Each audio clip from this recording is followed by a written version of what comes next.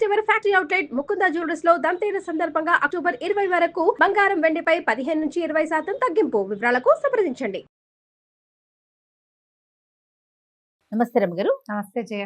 రమగారు, మనం విక్రమార్కుడి కథలు చెప్పుకుంటూ ఉన్నాము. మరి విక్రమార్కుడు పలకన్ పడతి కోసం తను బయలుదేరాడు 7 ప్రాకారాలు దాటటానికి.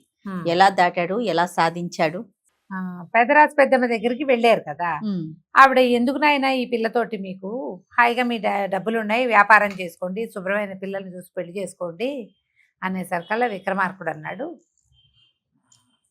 అట్లా ఇట్లా అవ్వా, ఎవరో ఒకళ్ళు సాహసం చేయాలి కదా అంటే, అది కాదు నాయన, వీళ్ళు ఎంతమందినో అవమానించి కోట్ల కొద్ది ధనాన్ని దాచిపెట్టుకున్నారు.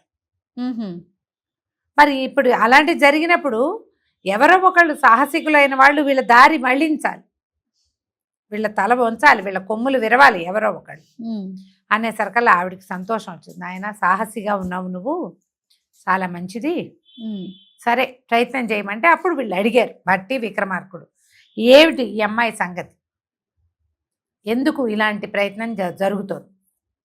ఈ పాటలీపుత్రపు రాజుగారి కూతురు ఈ అమ్మాయి, ఎన్నో నోములు నోచాక పుట్టింది, పరమ సౌందర్యవతి. రాజు మరణించాడు. తల్లికి ఎవరికి పడితే వాళ్ళకి తన పిల్లని ఇవ్వకూడదని, ఏదో అత్యద్భుతమైన వాడు ఎవడికో ఇవ్వాలని ఆమె కోరిక. అందుకని ఇలాంటి ఏర్పాటు చేసింది తల్లే కానీ పిల్ల కాదు, తల్లే ఇవన్నీ ఏర్పాటు చేసింది. ఇప్పుడు ఈ ప్రాకారాల సంగతి చెప్తున్నాం, 7 ప్రాకారం అని చెప్తున్నారు కానీ ఇంకా ఉంటాయి లోపలికి వెళ్ళాక, ఇంకో 2, 3 కూడా ఉన్నాయి. ఇది మొదట 1000 హోనులు వసూలు చేస్తారు లోపలికి వెళ్ళటానికి. 2వ ద్వారంలో భోజనం పెడతారు, అందులో కొన్ని ఉడికినవి కొన్ని ఉడకనివి ఉంటాయి. భోజనం అంటే విరక్తి పుడుతుంది. 3వ దాంట్లోకి వెళ్ళంగానే 3 బొమ్మలు వస్తాయి, రోబోలు. ఒకటి ఒక ముక్కాలి పీట మీద అదిమి కూర్చోబెడుతుంది, ఒకటి 2 చేతులు పట్టేసుకుంటుంది, 3వ బొమ్మ గుండు గీస్తుంది. ఈ బొమ్మలకు అందకుండా తప్పించుకుంటే కనుక 4వ ప్రాకారంలో ఓ కోతి, 4వ ప్రాకారంలో 2 మల్లులు ఉంటారు, మల్ల యుద్ధం చేసేవాళ్ళు, వాళ్ళని ఓడించాలి. తర్వాత ప్రాకారంలో ఓ కోతి ఉంటుంది, పెద్ద నల్లటి కోతి, దాన్ని తప్పించుకోవాలి. తర్వాత ప్రాకారంలో ఓ పులి, ఆ తర్వాత ప్రాకారంలో ఒక ఏనుగు, ఆ తర్వాత ఒక పాడుబడ్డ బావి, బురదలతోటి నిండి ఉంటాయి. ఆ బురదలోంచి వెళ్ళాలి. బురదలోంచి అవతలకి వెళ్ళాక తర్వాత ప్రాకారంలో ఒక తాడు, ఒక నత్తగుళ్ళతో నీళ్లు పెడతారు. నత్తగుళ్ళలో ఎంత ఉంటాయి నీళ్లు, ఆ నీళ్లతోటి ఈ ఒంటిని, ఈ తాటి దాంతో కాళ్ళు తుడుచుకోవాలి. బురదలో నడిచి వెళ్ళాడు కదా, ఎటా కడుక్కోవాలి, కానీ నత్తగుళ్ళలో నీళ్ళు అయిపోకూడదు. ఇంత నత్తగుళ్ళు ఉంటుంది, బాగుంది కదా. అది దాటాక ఒక చిమ్మ చీకటిలో ఒక మందిరం ఉంటుంది. ఆ మందిరం అంతా స్తంభాలే, చీకటి, స్తంభాలు దాటి వెళ్ళాలి, లేదా స్తంభాల్లో చిక్కుకుపోతారు. చూసుకోకుండా వెళ్ళారంటే ఇరుక్కుపోవటమే. అది దాటాక ఒక పంచలోహపు మంచం ఉంటుంది.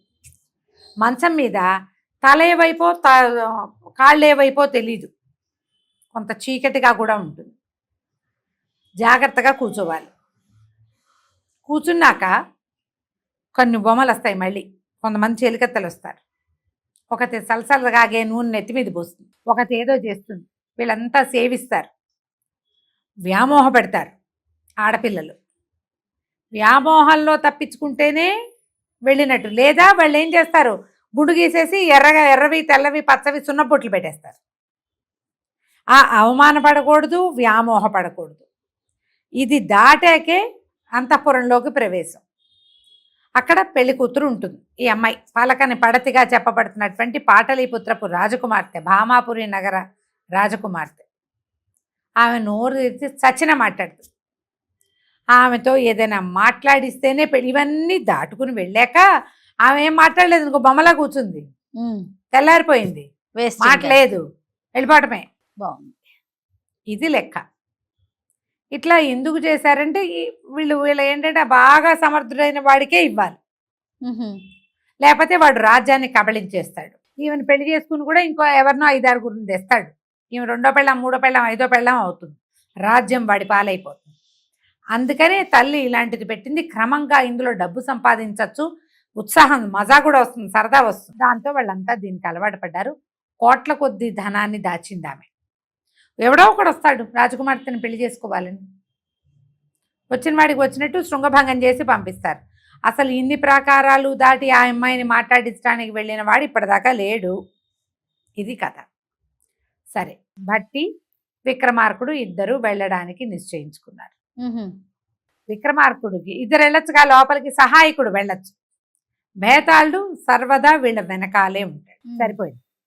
కావాలంటే వీరికి రెండో వాడు సాయం చేయొచ్చు అనమాట. ఇది లెక్క పెట్టుకున్నారు. లోపలికి వెళ్ళారు. మొదటి ప్రాకారంలో 1000 హొన్నులు చెల్లించారు. రెండో ప్రాకారంలో పెద్ద విస్తరేసి బోల్డ్ పదార్థాలు వడ్డించారు. చాలా జాగ్రత్తగా చూసి, వీళ్ళు తెలివి కలిగిన వాళ్ళు కదా, ఉడకనివన్నీ భట్టి మూట కట్టేశాడు.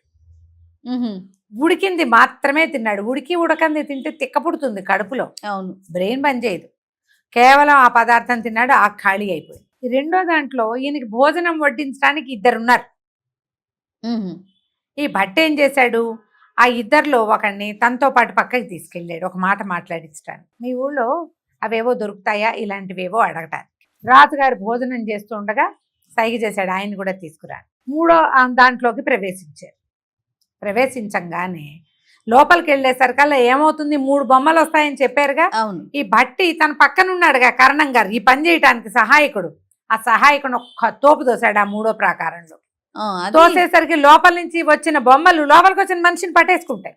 తక్కిన ఆ గుమాస్తాన్ని పట్టుకుని ఒకటేమో ముక్కాలు వీటి మీద కూర్చోబెట్టింది, రెండోది అదిం పెట్టింది, మూడోది గుండు గీసేసి మూడో ప్రాకారం దాటేశారు. వీళ్ళకి పని లేదు, వెళ్ళిపోయారు. 4వ ప్రాకారం తలుపు తట్టబడింది. తలుపు తీసేసరికల్లా భట్టి విక్రమార్కుడు ఇంకొక గుమాస్తాని చేత్తో పుచ్చుకొచ్చాడు. పట్టుకున్నాడు చేత్తోటి. బలంగా గుంజి ఇతన్ని 4వ ప్రాకారం లోపలికి నెట్టేశారు. ఆ లోపల 2 మల్లులు ఉన్నారు. లోపలికి ఎవడొస్తే వాడిని చిత్తకొట్టేయాలి. ఓకే. ఆ గుమాస్తా గారు దెబ్బలు తింటున్నాడు. రాజు, విక్రమార్కుడు, భట్టి ప్రాకారం దాటి లోపలికి వెళ్ళిపోయారు. 5వ ప్రాకారంలోకి వెళ్ళేసరికల్లా ఒక పెద్ద బ్రహ్మాండమైన నల్లటి కోతి అడలు పుట్టేలాగా. భట్టి ఏం చేశాడు, తన చేతిలో ఉడకని పదార్థాలు ఏం చేశాడు, కొన్ని అందులో పళ్ళు ఉన్నాయి, రకరకాలు ఉన్నాయి, నిమ్మకాయలు ఉన్నాయి, అవన్నీ తినడానికి పెట్టారు. వీళ్ళు దాచేసుకున్నారు అవన్నీ. ఆ ఉడకని పళ్ళని వాటిని ఎత్తి కోతి చేతిలో పెట్టాడు. పెట్టాక అతనికి తెలిసింది అది కోతి కాదు, కోతిలాగా ఉన్న బొమ్మ మాత్రమే. ఓహో. దాన్ని చూసేసరికే హడలు పుడుతుంది. ఏం లేదు అక్కడ. దాటేశారు, కోతిని వదిలిపెట్టేశారు. దాటేసి ఇట్లా దూకుతున్నట్టుగా ఒక పులి నిలబడి ఉంది. ఇది కూడా బొమ్మే ప్రభు అన్నాడు. ఎంత సహజంగా ఉందంటే అది నిజంగా ఉన్నట్టుగా, నిజంగా పూలున్నట్టే హడలు పుట్టేలాగా, వెనకాల ఒక భయానకమైన వాతావరణం కనిపించేలాంటి ఒక తెర కూడా ఉంది. ఉలిక్కి పడతారు. ఆ బొమ్మని తోయటానికి మనుషులు ఉన్నారు అక్కడ, కానీ మీదకి కానీ ఆ బొమ్మను చూసి భయపడిన వాడి మీదకి తోస్తారు. అది బొమ్మని గ్రహించి నడిచి వెళ్ళిపోయిన వాడిని వాళ్ళు ఏం చేస్తారు, ఏం లేదు, బొమ్మను దాటేశారు. తర్వాత దాంట్లో పెద్ద ఏనుగుంది. అది ఇట్లా తొండమెత్తి కాలెత్తి దూకుతా అన్నట్టుగా ఉంది. అది కూడా బొమ్మే, సహజమైన ఏనుగులాగా కనపడుతుంది. వీళ్ళు దాని జోలికి కూడా వెళ్ళాల. బొమ్మను చూసి దాటేశారు. దాటేస్తే ఒక పాడుపడ్డ బావి. ఎలా వెళ్ళాలి అన్నాడు. బేతాళుడు దాటించేస్తాడు, ఏం పర్వాలేదు అని చెప్తే బేతాళుడు ఏం చేశాడు, ఇద్దరిని లేవదీసి బావిని దాటించి అవతలకి దింపేశాడు. అవతల తలుపు కూడా తెరవబడింది. మనుషులు దాటి వస్తే తెరుచుకుపోతుంది తలుపు. తెరవబడేసరికల్లా అంతా బురద. విక్రమార్కుడు ఏం చేద్దాం, బేతాళుడేమో నన్ను తీసుకెళ్తాడు, మీరేమో నడిచిరండి. విక్రమార్కుడు నడిచి వెళ్ళాడు. మనిషి అడుగులు పడ్డాయి. వాళ్ళ గుర్తది అదేలే, బురదంటింది కాళ్ళ నిండా. అవతలకు వెళ్ళేసరికి అక్కడ నత్తగుళ్ళతో నీళ్లు, ఒక తాటి పట్టె ఉన్నాయి, తాటి తాడు ఉన్నాయి. అంటే మన ఏమంటారు దాన్ని, కంబార్ తాడు అంటారు మన వైపు.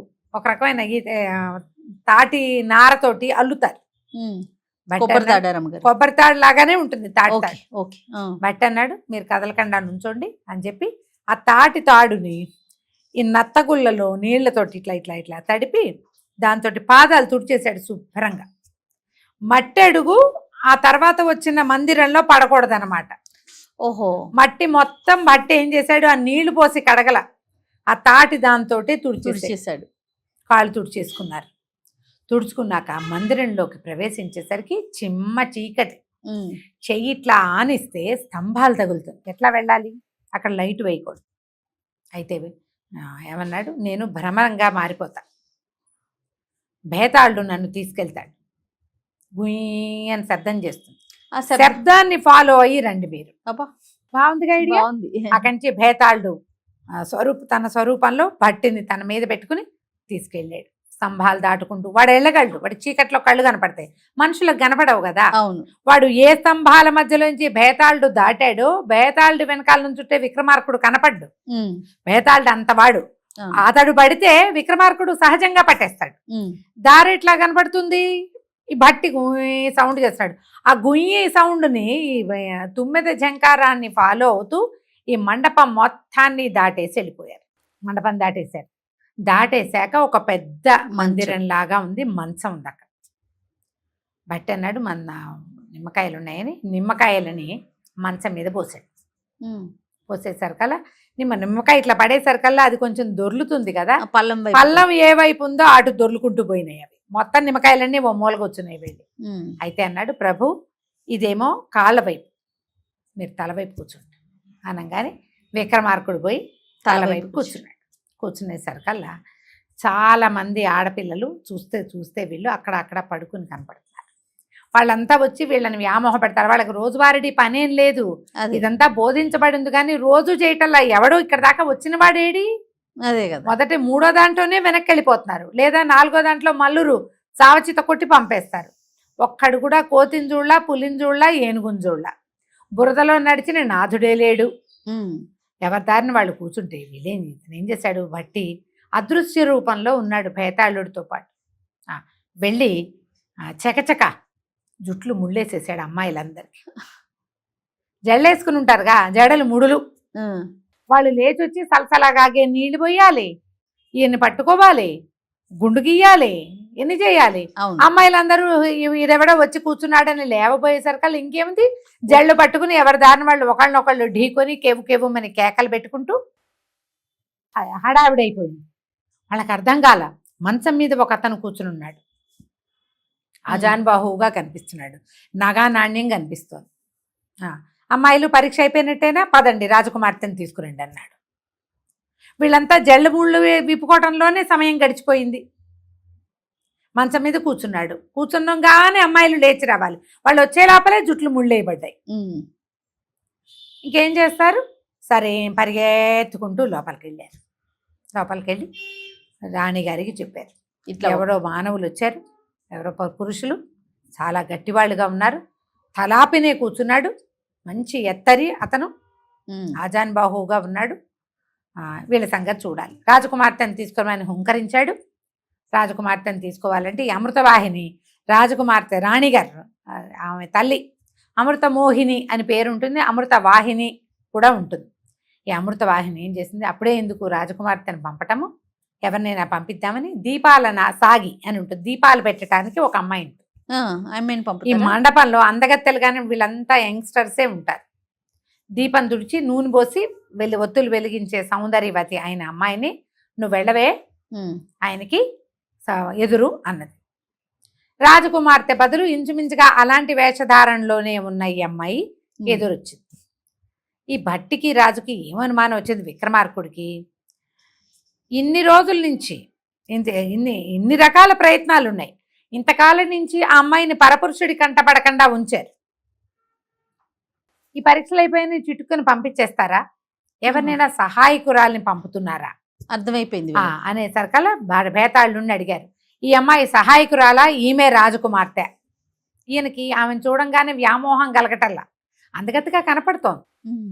సాటి రాకుమార్తెను చూస్తే అంటే ఈయన క్షత్రియుడు, ఒక ఫీలింగ్ రావాలి, అది రాలా. అందుకని అడిగేసరికల్లా ఈయన అన్నాడు, ఓ పని చేద్దాం, దీపం పట్టుకుని వస్తుంది కదా, ఈ దీపంలోంచి ఒత్తిని కిందకి లాగేస్తాను, ఒత్తి ఎగసని దోసుకోవాలి. ఇప్పుడు మనం దీపం పట్టుకొస్తున్నాము, దీపంలో ఒత్తి జారిపోయింది, ఏం చేస్తాము, దీపం ఎగసని దోస్తాం కదా, ఆమె ఎగసన దోసి ఆ చేతిని వస్త్రానికి తుడుచుకుంటే రాజకుమార్తె, తలకి రాసుకుంటే పని మనిషి. గుర్తుపెట్టుకోండి అన్నాడు. సరే, అమ్మాయి దీపం ఇట్లా పట్టుకుని వస్తుంటే ఈ భేతాళుడు ఏం చేశాడు, అదృశ్య రూపంలో వెళ్ళి ఒత్తిని వెనక్కి లాగేశాడు. ఇంత జాజ్వల్యమానంగా వెలుగుతున్న ఒత్తి వెనక్కి కిందికి వచ్చింది. ఈ అమ్మాయి ఏం చేసింది, చటుక్కుని మళ్ళీ ఎగసం దోసుకోవాలి, చీకటిగా ఉందిగా, ఎగసం దోసి ఆ చెయ్యి టైట్ నెత్తి మీద రాసుకుంది. ఈ పని చేసే వాళ్ళకి ఆ అలవాటు ఉంటుంది. రాజకుమార్తె అయితే ఏ నూనె పడితే ఆ నూనె నెత్తికి రాసుకుంటుందా? రాసుకోదు. ఏదైనా కర్చీఫో ఏదో పక్కన ఉండే ఒక వస్త్రానికి తుడుచుకుంటుంది. తొడవల తలకి రాయంగానే రాజుకు అర్థమైంది. ఏమన్నాడు, రాకుమార్తె కాదు, అమ్మాయి దీపాలు పెట్టే అమ్మాయి లాగా ఉన్నావు, నువ్వెందుకు వచ్చావు, నువ్వు అట్లా ఎదురు రావద్దు, నాకు రాజకుమార్తె అని పిలుచుకురా అనగానే ఆ సిగ్గుపడింది, గుర్తుపెట్టేశాడు. మళ్ళీ గబగబా వెనక్కి వెళ్ళి రాణిగారికి చెప్పి, ఈ వెనక్కి వెళ్ళిన దీపాలమ్మాయి చెప్పింది, ఇంత సామాన్యుడు కాదు, రాజకుమార్తెను తెమ్మంటున్నాడు అని. సరే, ఇవిడేమనుకుంది అమృతవాహిని, ఓహో ఇలా కాదని వంటలు చేసే అమ్మాయి ఉంటుంది, వడ్డం చేస్తుంది. ఆ వడ్డం చేసే పిల్ల అందగత్తెగా ఉన్న పిల్లని పిలిచి బంగారు పళ్ళెంలో భోజనం వడ్డించుకుని నెత్తిని పుచ్చుకుని తీసుకెళ్ళు అన్నది. ఈ అమ్మాయి చక్క అలంకారం చేసుకుని పళ్ళెం పుచ్చుకుని వచ్చింది భోజనం వడ్డించడానికి. వచ్చేసరికల్లా రాజు అడిగాడు, ఈమె అసలైందేనంటావా అంటే, నేతి గిన్నె పడేస్తాను, కొత్త నేతి గిన్నె తేవడానికి వెళ్ళిందా రాకుమార్తె, కింద పడిన నేతిని ఎత్తిందా వంటలు చేసేదో వడ్డం చేసేదో అమ్మాయి, అంతే. అక్కడి నుంచి భేతాళ్ళు ఒక తోపు తోసాడు. తోయంగానే ఆమె చేతిలో నేతి గిన్నె పుచ్చుకొస్తోందిగా, పాత్ర పట్టుకుంది. ఓ తండ్రి బంగారు కంచము నేతి గిన్నె పడంగానే అయ్యో నెయ్యి పడిపోయిందని తప్పకని ఏం చేసింది, కింద నుంచి తీసి గిన్నెలో వేడిపోయింది. రాజుకు తెలిసిపోయింది. ఏమన్నాడు, ఏమైతే వంటలు రంగసాని, నిన్ను చూడ్డానికి ఇంత దూరం వచ్చింది, ఇంత శ్రమ పడింది, నీవు పోయి రాజకుమార్తెను తీసుకురావాలి, ఇంకొకళ్ళు వేరే వాళ్ళు ప్రవేశిస్తే మర్యాదగా ఉండదన్నాడు. పరిగెత్తుకుంటూ పోయింది వంటలమ్మాయి. మహారాణి ఇలా జరిగింది, ఆయన ఒప్పుకోవటం లేదు అనగానే సరే చూసింది. ఈయన ఆవిడ ముందే చూసింది, ఈయన నవమన్మధాకారుడుగా ఉన్నాడు, వివాహయోగ్యుడో కాదో ఈయన్ని పంపించేసేయాలా, ఏం చేయాలని ఆలోచిస్తున్నారు. సరే, ఇప్పుడు రాజకుమార్తెని బయలుదేరి తీసింది. అమ్మ మాట్లాడించడానికి ప్రయత్నం చేస్తాడు, నువ్వు మాత్రం ఎట్టి పరిస్థితుల్లో మాట్లాడద్దు, నువ్వు మాట్లాడకుండా తెల్లవారిపోయిందా వాళ్ళని మనం తన్ని తగిలేస్తాం, ఈ కథ ఇంకా కొన్నాళ్ళు నడుస్తుందని చెప్పి రాజకుమార్తెని తీసుకొచ్చి ఆయనకి చెప్పాము, కూర్చోబెట్టింది. మహాన్ భావ, నువ్వు చాలా సాహసిగా ఉన్నావు, చాలా పరాక్రమశాలిగా ఉన్నావు, ఇవన్నీ దాటుకొని వచ్చావు, అన్ని పరీక్షలు దాటావు. ఈ మాట్లాడటం రాని అంటే మాట్లాడడం వచ్చు కానీ మాటే మాట్లాడని యువరాణితోటి ముచ్చటగా మాట్లాడిస్తే ఆమె నీ సొంతం అవుతుంది, వివాహం చేస్తాం. నువ్వు మాట్లాడించలేకపోతే తూర్పు తెల్లవారిపోయిందంటే నువ్వు వెనక్కి తిరిగి వెళ్ళవలసిందే అంటే ప్రయత్నం చేస్తానని చెప్పాడు. చెప్పంగానే ఒక చక్కటి పడక మంచం ఏదో వేశారు, అలంకారం చేశారు. ఈయన్ని ఓవైపు కూర్చోబెట్టి మధ్యలో ఒక తెరేసి రాజకుమార్తె, ఈమె రాజకుమార్తె అని తీసుకొచ్చి కూర్చోబెట్టారు. కూర్చోబెట్టగానే విక్రమార్కుడు ఏమన్నాడు, ఏం చేశాడు, మధ్యలో తెరేసుంది, రాజకుమార్తెని చూశాడా చూడలేదా, ఆమెను మాట్లాడిచ్చాడా, ఆమె ఏం మాట్లాడింది, ఆమెను మాట్లాడించడానికి విక్రమార్కుడు చేసినటువంటి ప్రయత్నం ఏమిటి, వచ్చే భాగంలో చూద్దాం. తప్పకుండా రమ్య గారు. నమస్తే. నమస్తే జయ.